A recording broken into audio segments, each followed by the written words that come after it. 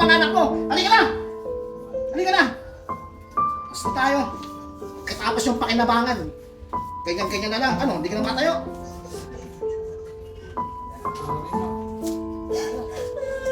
Lang, kwento! Pupunta, inabibigatan na kami sa gastusin, tapos may sakit ka pa. Iba naman tayo magtrabaho. Ano nangyari? Hindi naman may sakit na. Ano nangyari? Kuya, iyan, nabibigatan lang kami dito kay O, mama. tapos? Gusto na namin paalisin. Baka may ibang mapupuntahan. Kasi hindi na namin kaya yung gastusin. Baka sa'yo pwede. Tama ba yung narinig ko? Paalisin? Eh bakit? Hindi namin kaya. Eh, kasi naman mawala yan. Napaano namin dito yan? Nanay niyan, ganun-ganun na lang. Hindi na nga namin tayo kaya. Bakit nung nag-ibang bansa yan? Sino nagpapadala? Siya, di ba?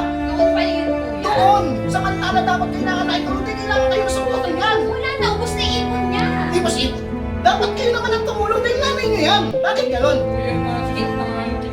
Ginagawa naman niya lahat eh. Magulang niyo yan tapos gaganyanin niyo. Eh, saan kami kukuha ng pagkaso sa kanya? Ang hirap sa inyo katapos kayo pag-aralin.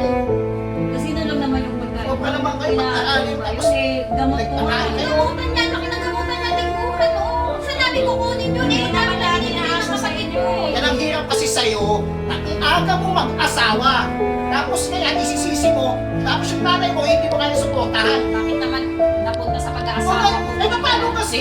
Aalisin mo sa inyo yung magulang. Eh, kasi naman eh, nakaano yan dito, maghirap kami pare-pareho. Sobra kayo, kahit pa paano, nanay nyo yan, tapos naaalisin nyo. Eh, baka naman eh, may ano ka, may mapagdadalhan ka kay mama. Ganun-ganun lang. Baka sa'yo na lang. Anak kaya naman kayo. Alam mo sa akin. Huwag ka naman, hindi sa'yo na lang. Ako nga hindi nakapag-aral eh. Kahit pa paano, nagkaroon ako. Samantalang lahat, nung nagka-pera yan, sa inyo binigay lahat.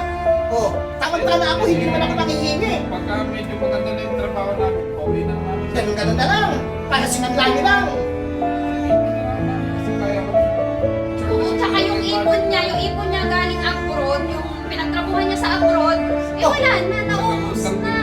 Saan napunta? Sa tulog lang din niya. Paggastos lang din niya.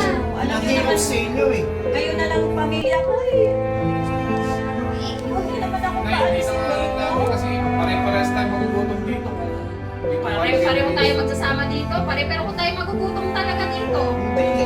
Nakakapagtrabaho lang ako, walang problema eh. Alam mo naman na Ilang hindi ako matanda na. makalangan eh. Ilang matanda na, tsaka nyo gagawin yan. Sa kayong magulang ngayon. Ako, pinsan nyo ako.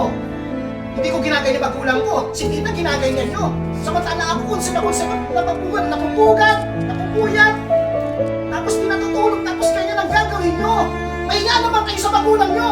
Inaasikaso naman namin siya, kuya. Ang problema nga lang namin dito, Kaya- yung financial dito. Ay sa baba pa to, kami na kukupok nito kahit wala kami. Wala kayong utang na loob sa magulang nyo. Tara kita, sa amin kayo. Hindi pwede mamagin. Wala na po sila makasama. Alam ko yun eh. Kita mo, pinapalayas ka? Sumama ka na lang. Pinapalayas ka? Gusto mo kain dito? Anak ko kasi yun. Oo, nato na eh. Ayaw sa'yo, wala ka na magagawa. Sabi ka na dito, sa amin ka na. Maganda na yung trabaho. Sa amin ka na, sa amin ka na. Huwag mo na ipilit yung sarili mo dito. Dahil unang-una, walang utang na loob yung mga anak mo. Halika na! Halika na! Gusto tayo.